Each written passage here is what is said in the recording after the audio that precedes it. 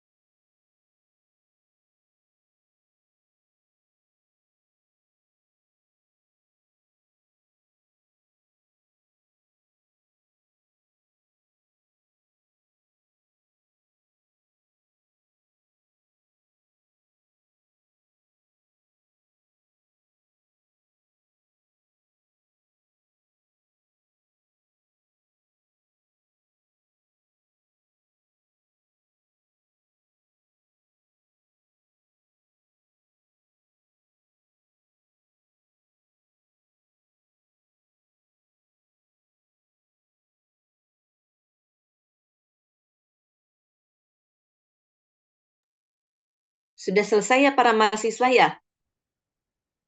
Dikirimkan ke email saya para mahasiswa ya?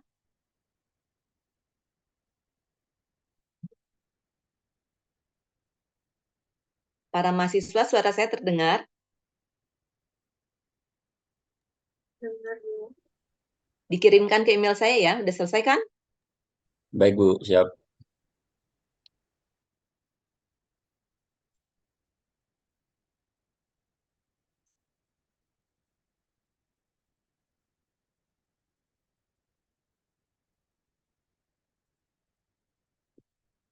Kita lanjutkan materi kita hari ini ya para mahasiswa ya. Hari ini kita belajar tentang efek radiasi terhadap polimer ya. Jadi pada prinsipnya polimerisasi ini bisa diinduksi oleh radiasi. Kemudian selain polimerisasi juga ada ini ya, degradasi polimer. Jadi polimer kalau kena radiasi bisa terdegradasi dan terpolimerisasi. Nah, kapan polimer itu dapat terdegradasi atau terpolimerisasi? Ya, jadi kalau terdegradasi ini biasanya sering disebut dengan transitioning ya. Jadi ini tulisannya. Scissioning. Jadi seperti apa? Scission itu pengguntingan ya, pengguntingan rantai ini ya. Jadi ini. Kemudian kalau terpolimerisasi ya, terpolimerisasi biasanya karena terjadi ikatan silang ya atau cross linking. Jadi kalau terdegradasi namanya transitioning. Nah, kapan terdegradasi atau kapan terpolimerisasi? Nah, ini kita lihat ya.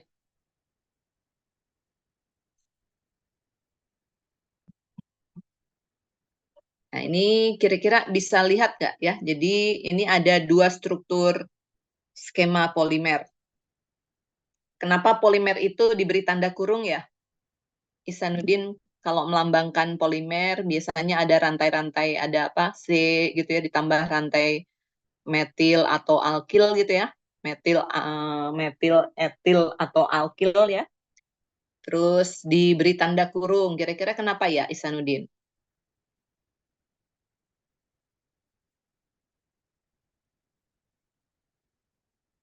Kira-kira kenapa Pak? Gugus cabangnya bukan, Bu.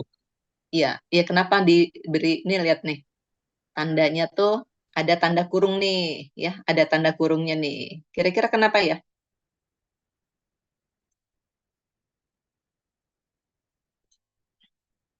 Kira-kira kenapa ini diberi tanda kurung? Jadi misalnya ada rumusnya, misalnya polimernya gini gitu ya. Polimernya ini terus ada cabangnya misalnya di atasnya bisa R ya, bisa CH, bisa H gitu ya. Ini bisa H, di bawahnya bisa R gitu ya. Terus nanti biasanya ada di P-nya itu ada strip gitu ya. Ada tanda apa? Ada ini sejajar dengan P ya, ada tanda strip, di belakang P juga ada tanda strip ya. Boleh sebelum tanda strip itu diberi apa? Ada alkilnya ya, ada gugus alkilnya. Nih di P-nya tuh ada strip juga nih. Terus baru nanti dikasih ini ya, dikasih tanda nah, tanda kurung gini. Kira-kira apa ya maksudnya ya? Tanda kurungnya boleh tanda kurung yang lengkung, boleh yang kotak gini. Kira-kira apa, ada yang lain pada tahu? Monomernya bukan, Bu. Jadi ininya monomernya ya. Bagian ini itu adalah monomernya diberi tanda kurung, lalu biasanya nanti ditambahkan di sini ada N-nya ya. Jadi boleh ditulis N di sini ya. Jadi di situ ada huruf N-nya. Nah, itu monomernya, kemudian nanti diberi tanda kurung, kemudian diberi N yang menunjukkan bahwa itu polimernya. Sekarang kita lihat, saya hapus coret-coretan saya. Eh, Lihat, bandingkan yang model ke-1 dengan yang model kedua nih. Bedanya apa ya para mahasiswa? Itu sama-sama merupakan struktur polimer, tapi kalian amati perbedaannya apa? Yang satu itu C-nya mengikat satu gugus alkil dan satu atom H. Kalau yang dua mengikat dua gugus alkil, Bu. R. 2 gugus alkil atau 3 yang kedua? Maaf, 3 seharusnya. R, Ya, R, dan CH. ya. Yang strip sebelah sananya juga mungkin alkil ya. Sekarang di antara 1 dan 2 mana yang polimernya terlihat lebih padat, lebih apa sih? Lebih jenuh.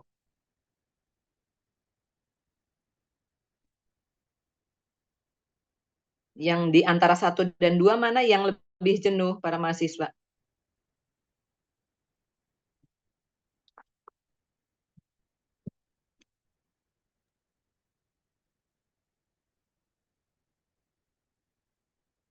Kalau ada ikatan H ya dibandingkan polimer yang ada penuh ikatannya dengan alkil dan dibandingkan yang alkilnya lebih sedikit kemudian ada H-nya. Mana yang lebih jenuh? Yang 2 bukan. Yang 2 ya, yang 2 lebih jenuh. Kemudian di situ ada captionnya. Ada captionnya ya, kelihatan captionnya ya, bahwa yang model ke-1 ya, yang model ke-1 itu bisa berikatan silang atau artinya bisa terpolimerisasi. Yang kedua ya, model kedua ini cenderung kalau kena radiasi cenderung terdegradasi ya. Jadi kalian perhatikan kalau nanti kalian mengiradiasi polimer ya, tidak semuanya polimer itu nanti bisa terpolimerisasi ya, gitu ya. Jadi nanti bisa disiapkan untuk polimerisasi. Nah, tidak semuanya gitu ya. Jadi malahan bisa terdegradasi ya. Contohnya mana yang bisa terdegradasi, mana yang terpolimerisasi. Nah, ini bentuk ya kalau kalau terjadi reaksi ikatan silang nih seperti ini ya. Jadi ini ada polimer nih, 3 polimer ya. Kemudian kena radiasi. Nah, antara polimer dan polimer yang lainnya bisa saling berikatan. Sementara yang di sini, sebentar saya ini kan ya. Jadi yang ini ya, lihat ya, ini polimer ya, ada 3 polimer. Terus kena radiasi nih, ini radiasinya ya, misalnya. Kemudian nanti ini bisa ada ikatan silang antara polimer yang satu ke polimer kedua atau ke polimer ketiga ya. Tapi yang ini, misalnya ini bisa polimernya bisa lebih banyak lagi gitu ya, atau bisa digabungkan dengan polimer yang lebih pendek ya gitu. Nah sementara yang ini cenderung benar-benar terdegradasi saja ya, kira-kira gitu. Nah, kelompok-kelompok yang mana yang bisa terdegradasi atau terpolimerisasi ada di sini. Ya. Ada di sini nih. Nah, kalau kalian pakai plastik ya, pakai plastik yang umum kalian beli, itu plastik itu umumnya ya, jadi nggak semuanya ya. Umumnya di antara ini ya, di antara tabel ini merupakan polimer jenis yang mana coba? Polyvinyl chloride bukan, Bu? Polivinyl klorid. Oke, ada lagi polietilen bener lebih banyak kan ya? Polietilen bener nggak? Oh ya, PET. Ya, Bu. Bukan PT, polietilen aja. Ya, polietilen itu lambangnya nanti ini yang polietilen ya, dilambangkannya PE. Ini biasanya nanti ada kelompok HDPE ya, LDPE. Nah, itu untuk polietilen. Kemudian kalau polipropilen, ya polipropilen, bentar mau saya tanya. Polipropilen, ya kalau polipropilen ini biasanya lambangnya PP, polisteril stirena biasanya PS, poliakrilat PA mungkin ya, atau poliakrilamid. Kemudian polivinil klorida PVCl. Kemudian ada poliamid, kemudian ada karet alam, ada polivinil alkohol atau PVA ya gitu. Nah, sekarang kalau polimer yang terdegradasi ya, misalnya poliisobutilena, polimetil akrilat, polivinil ledeklorida, kemudian selulosa. Jadi makanya di antara kalian itu ada yang apa sih, yang praktikum kimia radiasinya mengiradiasi selulosa.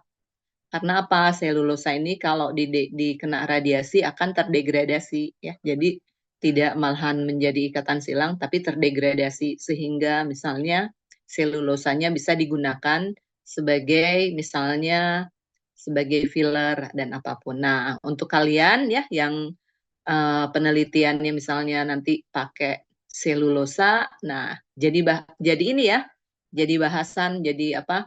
Jadi boleh diacu buku ini bahwa selulosa itu nanti kalau kena radiasi akan terdegradasi. Ya. Kemudian ada politetrafluoroetilena. Nah ini politetrafluoroetilena, kalian tahu nggak ini apa? Ini kan bahasa bahasa kimianya ya. Bahasa komersilnya kira-kira apa nih? Politetrafluoroetilena. Ada yang tahu? Ini boleh disingkat jadi P poli ya. T sorry. PT apa? F-nya PTFE ya. Nah, PTFE ada yang tahu nih apa?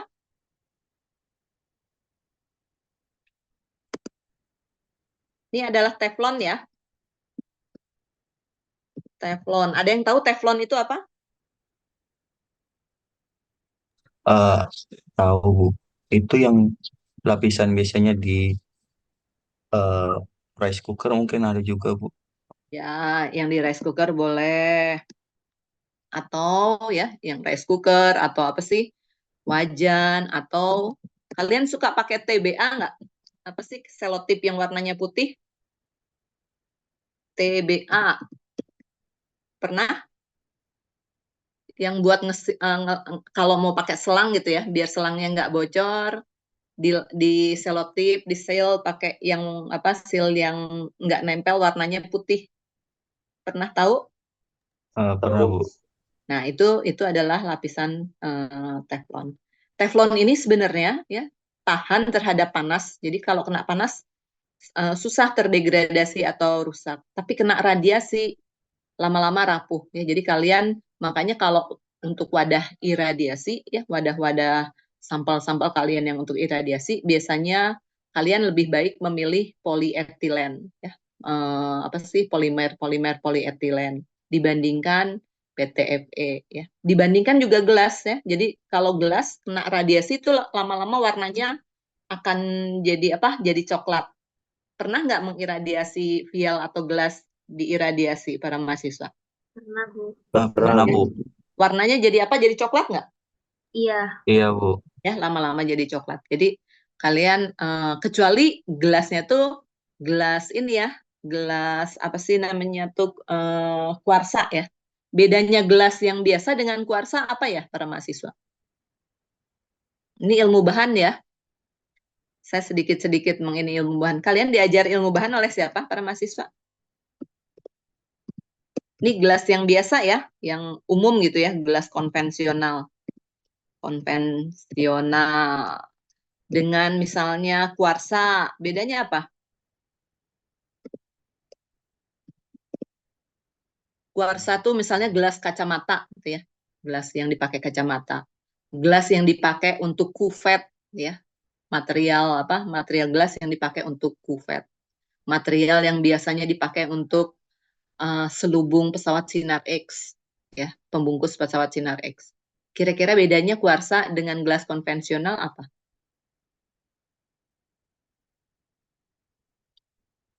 Jadi kalau kuarsa ini adalah material kalau kalau kuarsa ini leh misalnya apa? Misalnya intan gitu ya.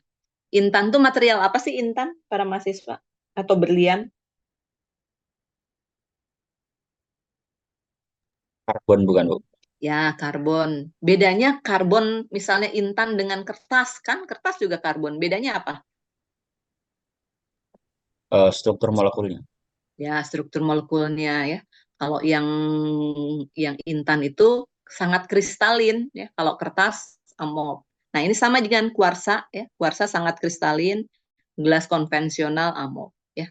Nah, nanti sama polimer-polimer ini dikelompokkan dengan polimer-polimer yang amorf dan yang kristalin ya. Kita lihat yang ini tar dulu ya, yang ini. Nah, mana ya contoh yang menunjukkan kristalin nih seperti ini.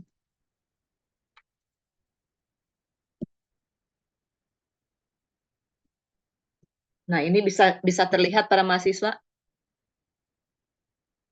Bisa terlihat para mahasiswa? Bisa, Bu. Ya. Jadi ini yang apa? Ini yang bagian-bagian yang kristalin itu seperti ini. Hampir semua polimer itu tidak 100% kristalin atau 100% amorf ya. Jadi ada bagian yang kristalin, ada yang bagian amorf. Yang bagian amorf tuh yang kayak benang kusut ya. Yang kristalin biasanya lebih tertata ya. Makin amorf, makin apa sih? Kalau makin amorf biasanya makin bisa menjerap apa? Bisa mekar gitu ya. Nantinya bisa kena air menjadi bengkak gitu ya. Makin kristalin, makin terstruktur ya, sehingga mempunyai kekuatan ininya, kekuatan apa? Kekuatan bahannya, kekuatan bahan yang tertentu, sifat-sifat spesifiknya lebih teratur ya. Jadi ini ya, jadi kelihatan ya, yang kristalin dan yang amorf untuk polimer ya. Lalu kita lihat bagaimana polimer itu kena apa kalau kena radiasi. Nah, radiasi yang biasanya digunakan untuk polimerisasi ya atau berinteraksi dengan polimer biasanya ada dua macam ya, foton ya. Yang ini foton tuh contohnya ini dulu biar kalian apa nih. Foton tuh contohnya adalah radiasi gamma ya. Radiasi gammanya boleh dari mana aja ya sebenarnya dan berkas elektron. Nah, ini karakteristik sumber radiasinya yang untuk berinteraksi dengan polimer biasanya dibedakan terkait dengan misalnya aktivitas ya. Kalau aktivitas iradiasi gamma biasanya ditampilkan dalam bentuk satuannya adalah aktivitas atau besarannya ya. Sementara kalau berkas elektron dalam energi ya, dalam energi dan arus nih ya. Kemudian energinya untuk radiasi gamma bentuk kobalt 60, energi yang ini udah tahu ya, 1,3 MeV dan 1,17 MeV. Kalau berkas elektron ini bisa bermacam-macam nih ya, bisa bermacam-macam. Yang untuk polimerisasi ya, biasanya untuk polimerisasi dipakai yang segini nih. Jarang yang di atas apa? Jarang yang digunakan di atas 10 MeV ya. Jadi biasanya digunakan 150 keV sampai 10 MeV. Nah, kita lihat efisiensi energinya. Jadi kalau untuk foton seperti radiasi gamma efisiensi ya. Jadi efisiensinya yang digunakan radiasi yang berinteraksi dengan polimernya itu relatif rendah dibandingkan berkas elektron ya. Jadi kalau radiasi gamma berkisar efisiensinya 10 sampai 35%. Kalau berkas elektron bisa antara 30% sampai 85%. Baik, saya nanya, kalau efisiensi energi ini maksudnya apa ya? Efisiensi energi kalau berinteraksi dengan polimer. Kira-kira gimana ya maksudnya?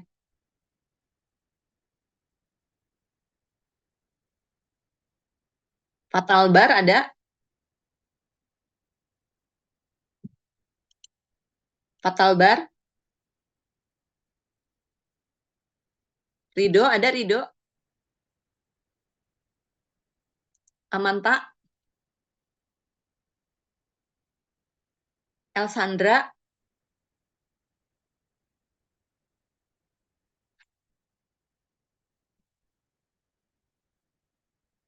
Para mahasiswa? Ini mahasiswanya lagi memonitor nggak ya? Iya, Bu. Ya, oke. Ini aja deh, Ihsanuddin aja.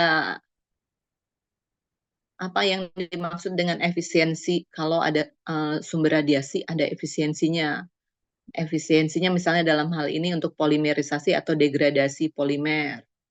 Apa maksudnya? Mungkin yang dimaksud efisiensi di situ adalah eh, besarnya energi yang em, mampu merubah suatu eh, susunan polimer tadi, Bu. Misal di sini sinar gamma 10% berarti dari total energi yang dipancarkan itu hanya 10% yang digunakan untuk merubah polimer seperti itu. Ya, seperti itu ya. Jadi para mahasiswa, tolong kalau saya bertanya, kalian cukup apa? Cukup aktif ya, cukup aktif. Apa maksudnya ya? Oke, jadi yang sinar gamma relatif rendah, sementara berkas elektron ini bisa tinggi ya. Kemudian daya tembus nih ya, daya tembus kalau radiasi gamma tinggi nih ya. Sementara berkas elektron relatif lebih rendah. Jadi kalau untuk radiasi gamma misalnya bisa berkisar 12 gram per sentimeter persegi. Sementara kalau yang untuk berkas elektron antara 0,35 gram per sentimeter persegi. Kemudian paparan radiasinya, ya. Paparan radiasi iradiasi gamma tuh relatif lebih kecil, ya. Paparannya tuh bisa kalau dalam KW ya, dalam KW-nya itu kira-kira 15 kW ya. Sementara kalau berkas elektron 100 sampai 159 kW. Kemudian kekuatan radiasinya. Kalau kobalt 60 nih terus-menerus nih kekuatan radiasinya ya. Bisa ini terus-menerus. Sementara berkas elektron dapat dihentikan ya.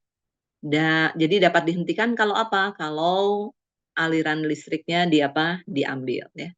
Sementara untuk ini sifat sifat radiasinya ya, sifat kekuatan radiasinya kalau kobalt 60 menurun setiap saat secara periodik, secara periodik ya, menurun berdasarkan T setengah. Sementara kalau untuk berkas elektron ini relatif ya, relatif tidak ada penurunan kekuatan radiasinya ya. Jadi makanya kalau untuk iradiator perlu suatu saat sumber radiasinya diganti atau ditambah. Oke, sampai sini cukup jelas para mahasiswa yang bagian sumber radiasi untuk polimerisasi atau degradasi polimer. Untuk saya sudah cukup jelas. Ada yang mau tanya? Ada yang mau tanya para mahasiswa?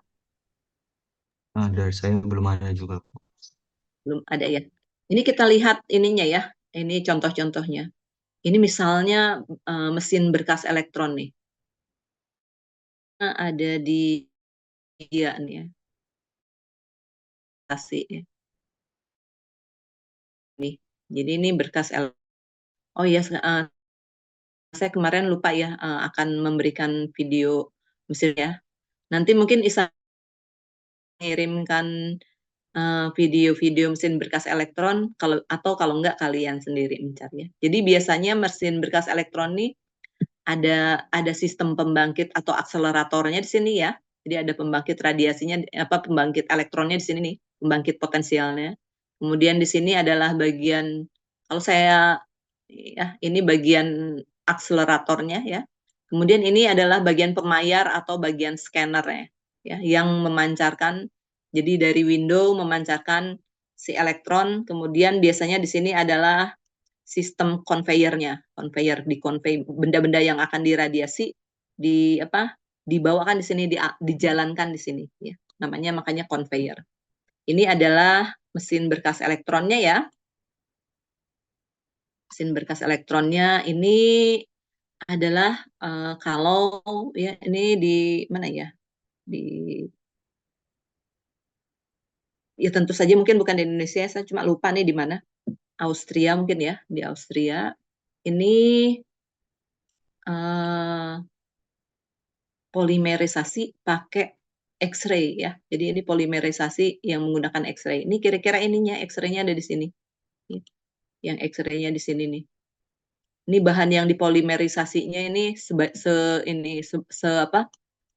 ini ya. Nah, ini biasanya digunakan untuk polimerisasi untuk bahan-bahan apa sih? Bahan-bahan pesawat ya, misalnya ya. Yang ini. Ini ada di luar ya. Kemudian itu ya gambarnya sih. Nah, sekarang kita lihat ininya ya, interaksinya ya, interaksi si polimer dengan radiasi. Ya. Mungkin nggak langsung hari ini selesai semua. Kita lihat ya.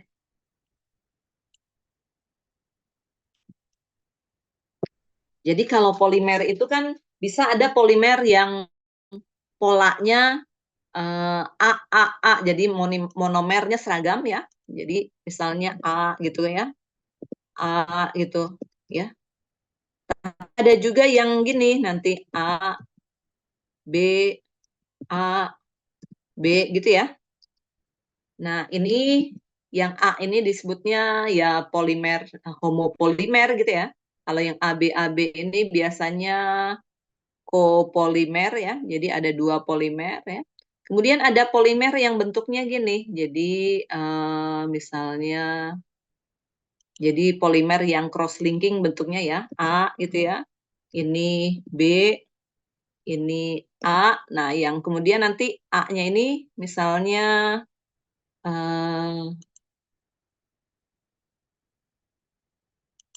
di atasnya atau di bawahnya ya, misalnya di bawahnya, sebentar.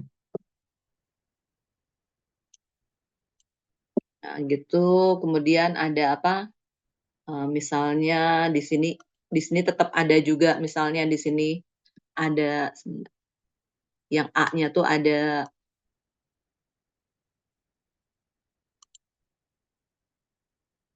sebentar ya para mahasiswa.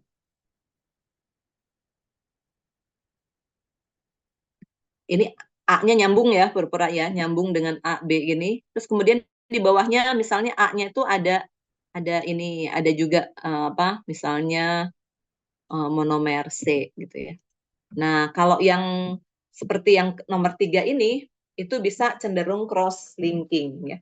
Jadi bentuk polimer yang cross linking. Nah, seperti ini ya.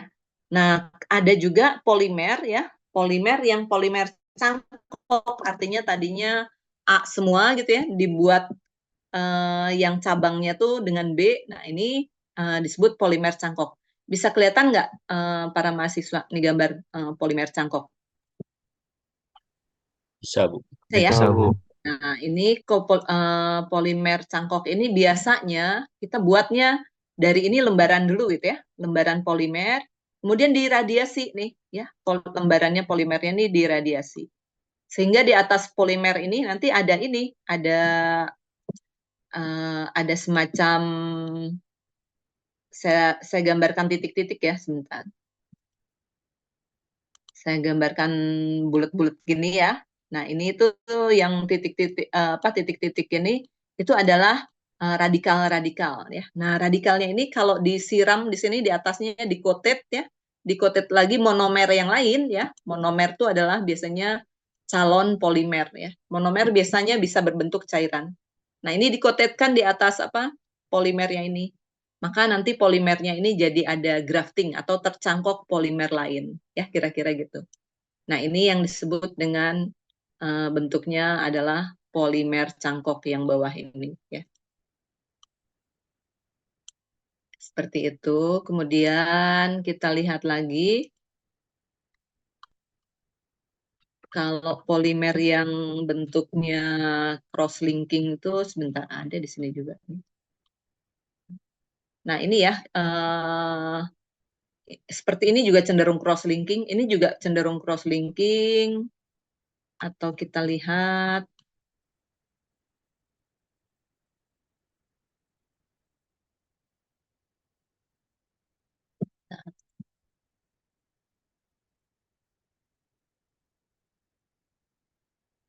kayaknya nggak ada ya.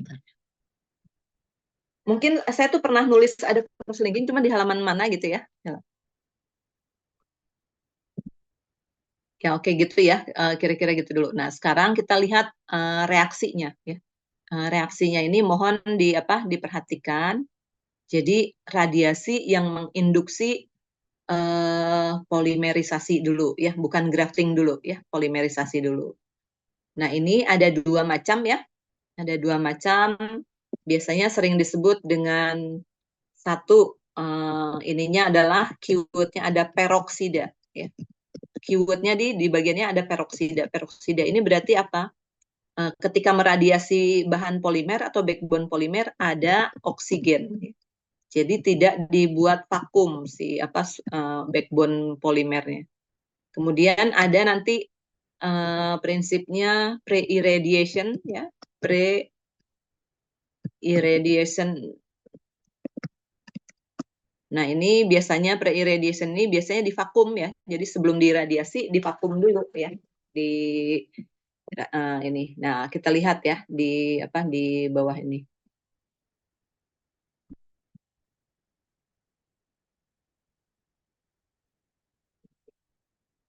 Nama yang lainnya sering disebut juga dengan ya, proses iradiasinya ada dua metode ya. Nih, dua metode pencakokan. Jadi iradiasi polimer ya. Jadi polimer dengan monomernya diradiasi secara bersamaan.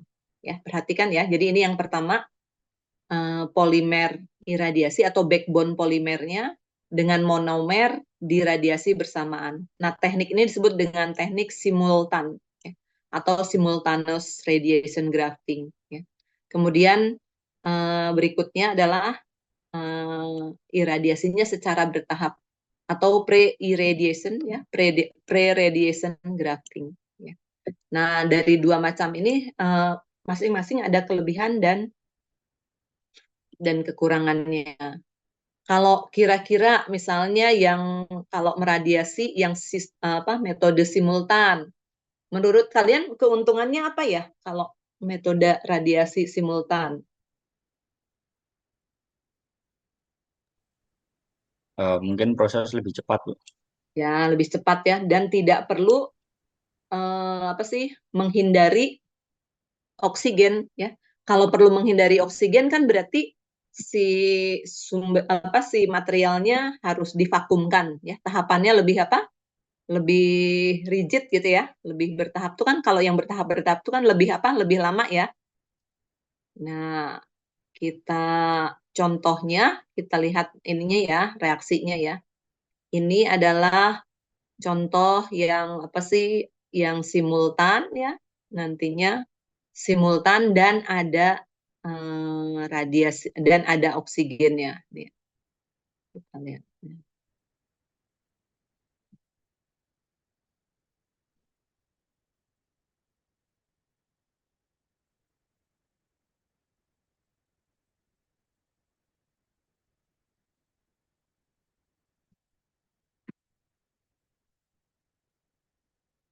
Oh ini yang ini tuh yang kalau simultan kan barengan ya.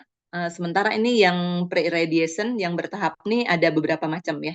Ada yang pakai ada oksigennya, ada yang tidak pakai yang oksigennya tuh dibuat vakum ya. Jadi udaranya dibuat vakum. Yang ini yang ada oksigennya ya. Jadi suhu ruangan oksigennya ada ya, maka nanti oksigennya akan bereaksi dengan radikal bebas ya. Kita lihat ya ininya. Kalian perhatikan ini ya, yang bagian ini nih yang saya lingkari ini ya. Ini adalah backbone polimernya ya, backbone polimernya. Jadi kalau ada gambar seperti ini yang lengkung-lengkung ini ya, lengkung-lengkung seperti ini, nah itu lambang polimernya. Jadi ini misalnya polimer backbone polimer A. Kemudian diradiasi ya, ini radiasi, jadi berarti ini dimasukkan ke misalnya wadah di iradiator gitu ya. Nah, kalau kalian memasukkan sampel-sampel di iradiator, biasanya ada yang divakumkan nggak?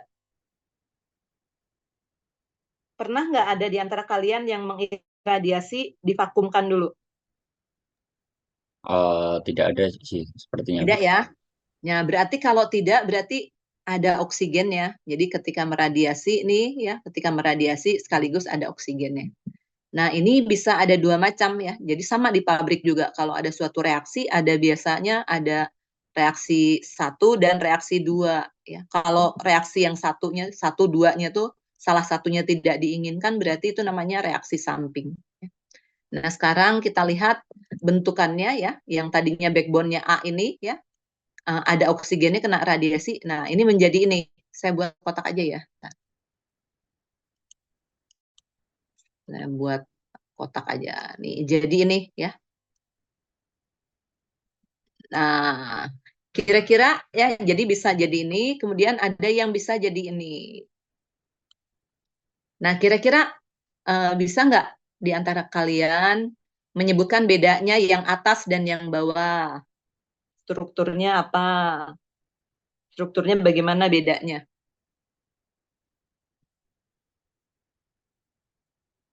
Yang atas dengan yang bawah.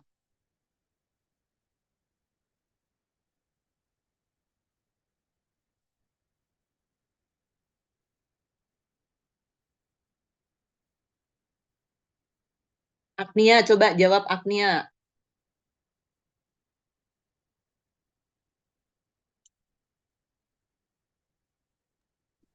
Mau? Agnia, Iya, Bu. yang A dengan yang bawah, yang atas dan yang bawah bedanya apa? Beda di ikatan O-nya, Bu. Ya, jelaskan apa beda. Ikatan O-nya yang mana? Gimana bedanya? Kalau yang atas itu dia langsung beda di ikatan yang A-nya itu, Bu. Jumlah A-nya itu. IC, coba bedanya gimana?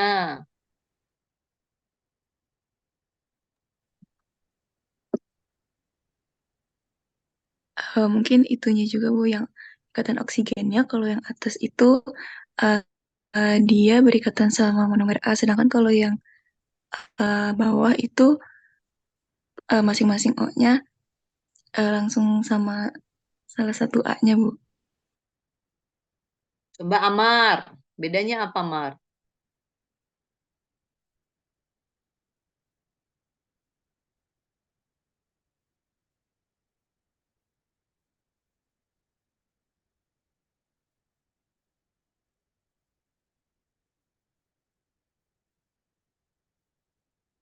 Coba Isanuddin, bedanya apa Isanuddin? Eh, mungkin kalau yang atas itu kan polimer yang awal itu dia tidak terpecah dan O-nya menjadi berikatan dengan polimer menghubungkan satu polimer dengan polimer yang lain. Kalau yang di bawah itu pertama radiasinya juga memecah polimernya sehingga nanti itu tinggal satu A dengan A yang kemudian dihubungkan oleh O. Mungkin seperti itu, Bu. Ya, kira-kira gitu ya. Jadi pendapatnya Isanuddin kayaknya lebih baik ya. Jadi yang bawah itu polimernya seperti pecah dulu gitu ya. Kemudian ujungnya mengikat oksigen, oksigennya mengikat oksigen yang lain ya. Atau gini, ada polimer A gitu ya, terpecah masing-masing berikatan dengan oksigen. Nah, karena oksigen itu juga punya tangan, oksigennya itu saling mengikat ya gitu. Jadi oksigennya masuk ke yang bawah ini masuk ke struktur backbone ya. Jadi ke tengah-tengahnya. Kira-kira gitu ya. Jadi ini oksigennya masuk ke apa? Ke struktur backbone dari apa? Dari polimer, satu polimer. Sementara ini ya, ini oksigennya ada di tengah-tengah tapi mengikatkan dua polimer, ya enggak? Kira-kira seperti itu para mahasiswa bisa dimengerti? Ya, Bisa, Bu. jadi kalian sambil belajar seperti itu besok kalau ini ditanya di UTS kalian bisa menjelaskan itu ya. Kemudian ini dipanaskan nih ya. Jadi ini bertahap, makanya tadi disebut proses iradiasinya bertahap. Ini udah ada jadi ini bakal polimer nih. Bakal polimer cangkok lah ya.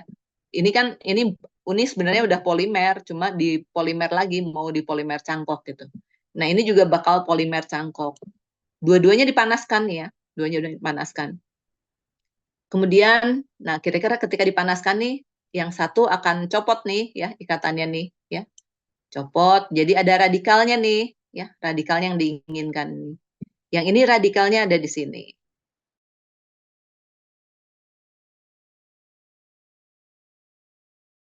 Sementara ini radikalnya ada di O tapi di tengah-tengah ya, kira-kira gitu. Baru ini ditambahkan monomer ya. Monomer itu apa? Polimer yang akan dicangkokkan ya. Ini adalah prekursor atau bahan ya. Bahan polimer ya yang akan dicangkokkan ya, akan ditempelkan. Nah, tempelkan nih ya. Biasanya boleh pakai panas atau enggak. Nah, nanti hasilnya adalah ini ya.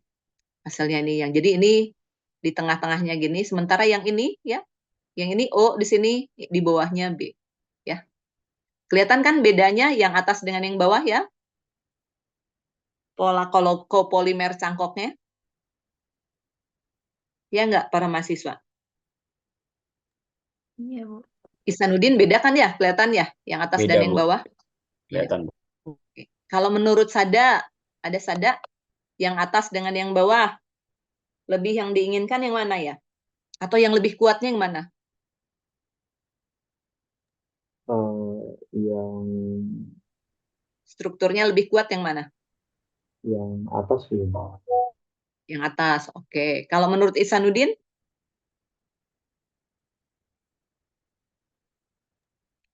Yang bawah bukan, Bu? Yang bawah. Oke ya, nanti ini soal yang diinginkan ya, soal kuat atau tidaknya ini biasanya dikarakterisasi ya, dikarakterisasi pakai alat tertentu. Nah, yang diinginkan, nah itu pun tergantung strukturnya kalian menginginkan apa. Kalau cenderung untuk cross linking, tentunya yang ini ya. Kalau yang ini berarti ya copolymer cangkok yang relatif lebih linier ya. Linier ngerti kan ya maksudnya ya. Nah, sekarang saya nanya, apa sih gunanya melakukan polimerisasi cangkok ya, atau grafting polimerisasi? Kira-kira apa gunanya ya?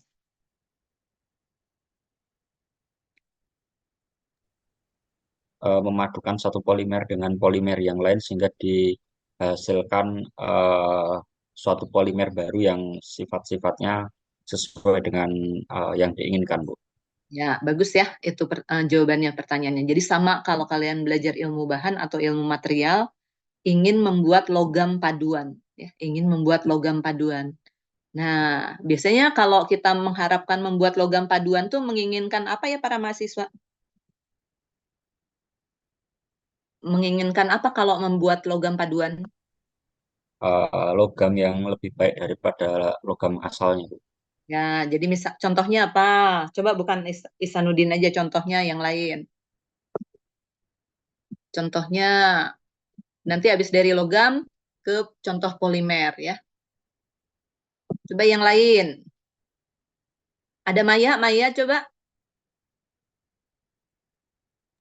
Iya, Bu. apa yang diinginkan dari suatu misalnya pembuatan apa? Misalnya sirkaloy atau apa, paduan logam. Yang diinginkan apa ya?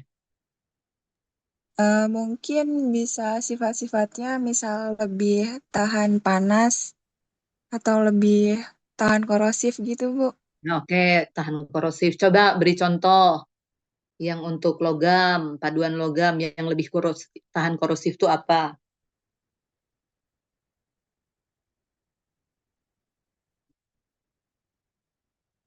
Sambil yang lain nyari ya. Kalau paduan polimer atau polimer cangkok ya, copolymer cangkok, contohnya yang lebih baik sifatnya yang biasanya diinginkan oleh orang apa ya? Coba cari. Maya menjawab dulu yang pertanyaan kalau apa? Paduan logam diinginkannya apa? Contohnya apa?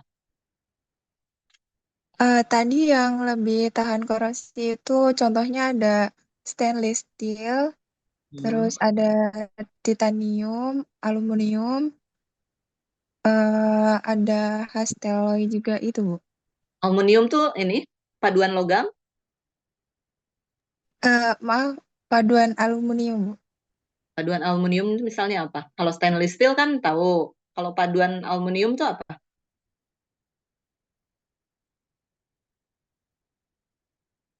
Oke, yang lainnya udah, Maya. Yang lainnya coba polimer, contohnya paduan polimer atau copolymer cangkok. Sebutkan awalnya polimer apa, diinginkannya polimer apa.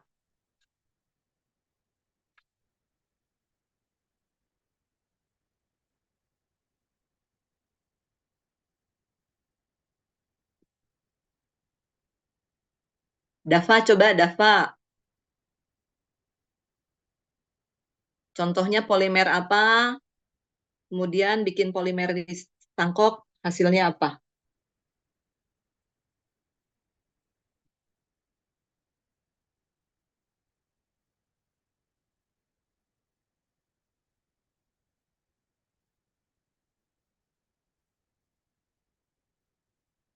Coba Fatalbar. Fatalbar, Iya, Bu. coba sebutkan contoh polimer dan polimer cangkok.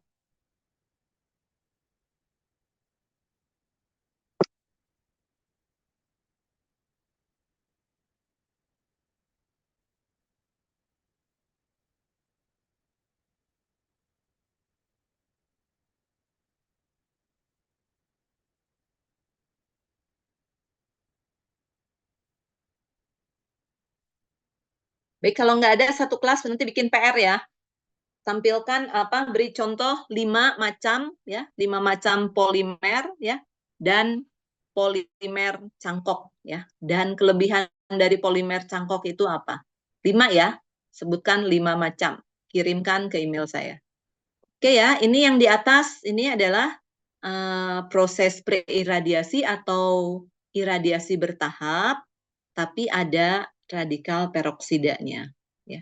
Ada radikal peroksidanya. Nah, ini ketika dalam keadaan tertentu ya, kalau ada radikal peroksidanya, ada kelemahannya juga nih di bawah ini. Ya, kelemahannya tuh di bawah ini. Nah, ini kelemahan yang di bawah ini, ya kelemahan yang peroksida ini karena nantinya bisa hasilnya ada ininya nih, ya. O-nya tuh bukan dengan oksigen saja, tapi dengan air nih, ya. Jadi airnya dari mana? Boleh dari uap air, ya. Lalu nanti bisa menghasilkan ini, ya. Ada radikal OH-nya nih, ya. Ada OH yang ada bintangnya, ini juga sama, ya. OH yang ada bintangnya. Nanti ketika ditambah monomer, ya, ditambah monomer, ini jadi ini jadi polimer yang diinginkan, ya. Ini polimer yang diinginkan. Ini polimer yang tidak diinginkan, ya. Saya hapus dulu ininya, bentar. Ya. Saya beri kotak-kotak ya. Ini perhatikan reaksi-reaksinya ya. Nanti saat UTS bisa menjelaskan kalau ini. Ini yang diinginkan ya. Atau ini yang juga bisa diinginkan ya. Tapi karena ada ini ya, jadi ini tuh reaksi kelemahan dari reaksi sistem peroksida. Ada seperti ini, ada seperti ini yang di atas. Nah, yang OH bintangnya ini kalau nanti berinteraksi dengan monomer ya, dengan monomernya ini monomernya ada sejumlah N ini, nanti akan menghasilkan ini ya. Ini tuh adalah homopolimernya. Homopolimer yang mana nih? Yang monomer ini. Jadi monomer ini terpolimerisasi jadi homopolimer B aja. Jadi tidak menjadi polimer cangkok. Jadi atau menjadi homopolimer, sebagian menjadi homopolimer, sebagian menjadi polimer cangkok. Baik, para mahasiswa yang dijelaskan terakhir ini cukup jelaskah? Izin bertanya, Bu. Ya, silakan. Dalam reaksi yang ini tuh kan dari awal saya tidak melihat adanya BE, kenapa di akhir tiba-tiba muncul BE, Bu? BE itu ini ya, BE itu didefinisikan ya. BE itu bukan ini tapi monomer monomer yang jadi polimer ya, para mahasiswa ya. Ini lihat ya. Ini tuh ininya maksudnya ini monomernya ini ya. Ihsanuddin ya, monomernya ini ya. Nah, ini ketika berinteraksi dengan ini kan ada radikal nih. Ya enggak? Ya, betul, Bu. Ada radikal. Nah, ini B itu kalau diterjemahkan ya, B itu kalau B itu kan ada N-nya nih. Ini sejumlah monomer gitu ya.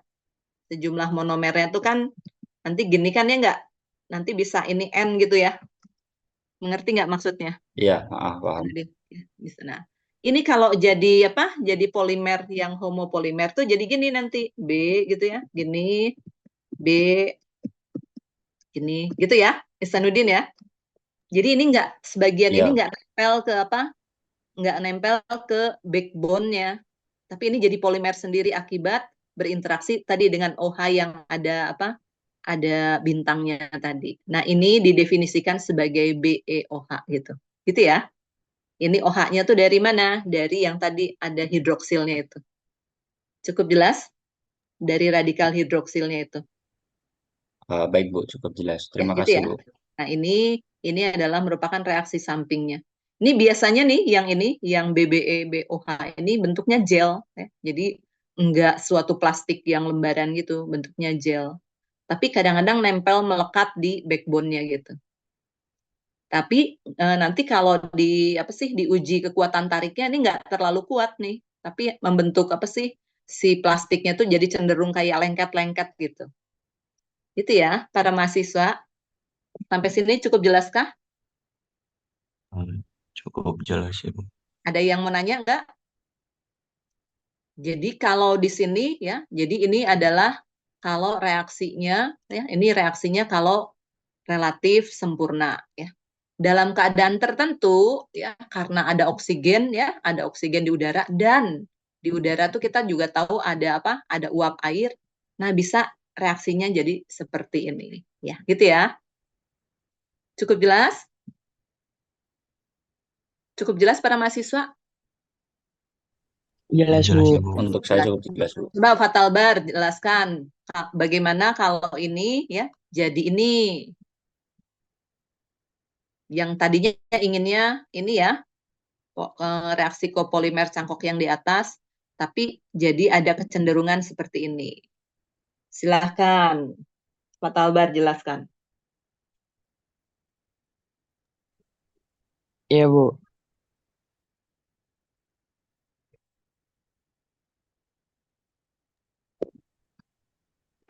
Jadi dari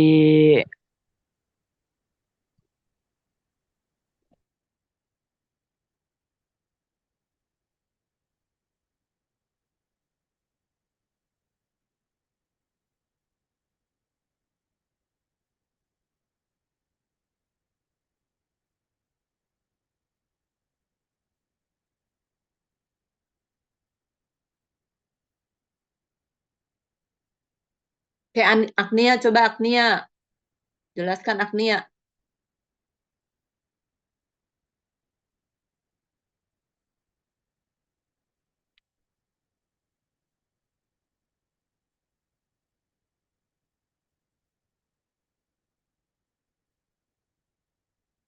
Agnia.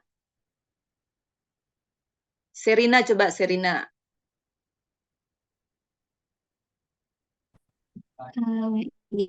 Ya, Bu. Coba izin menjelaskan ya, Bu. Ya, agak keras ya Serina ya. Iya, Bu. Tadi kalau nggak salah, kalau misalnya yang atas itu, eh kalau misalnya nggak salah, Bu, kalau misalnya yang bawah itu, kalau misalnya ada oksigen dari luar sama ada transfer panas ya, Bu. Ya terus gimana? Eh, saya nangkepnya gitu aja, Bu. Itu belum bisa menjelaskan. Coba yang lainnya. Coba Sada. Jelaskan sampai kenapa ada BOH itu. Ada homopolimer itu.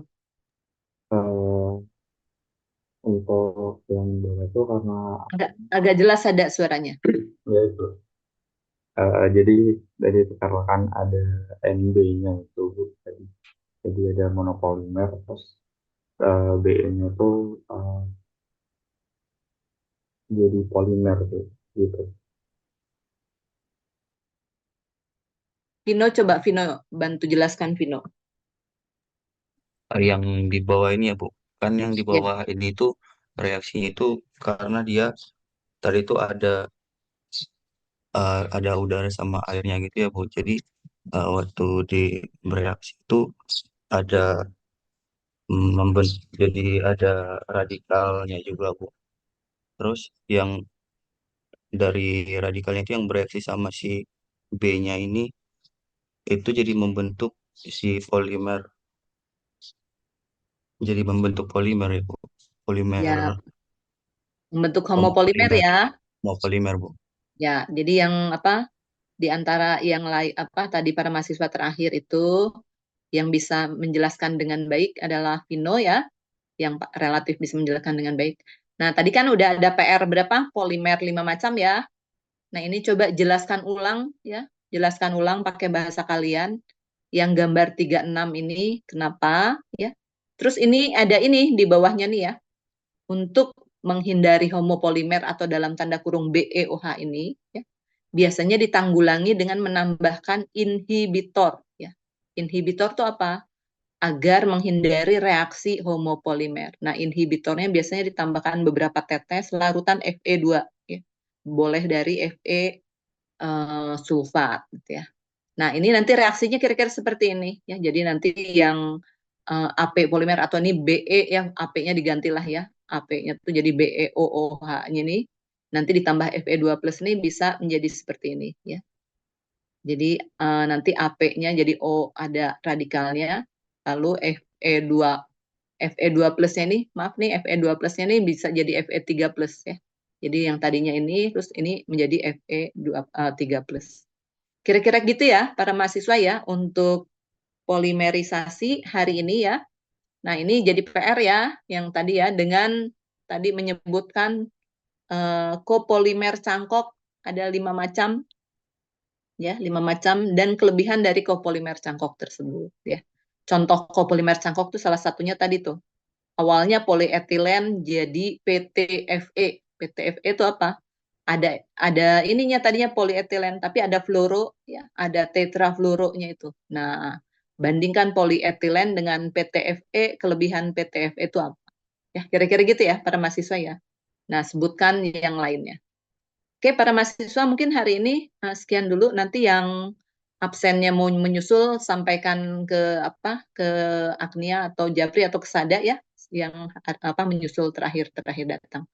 Gitu saja para mahasiswa ya untuk pertemuan hari ini. Saya akhiri. Terima kasih. Mohon maaf bila ada hal-hal yang kurang berkenan. Oh ya, UTS-nya tanggal berapa para mahasiswa? Mulainya Senin besok sih, Bu. Tapi Tapi belum jadwalnya ada belum jadwalnya. dibagi. Ya.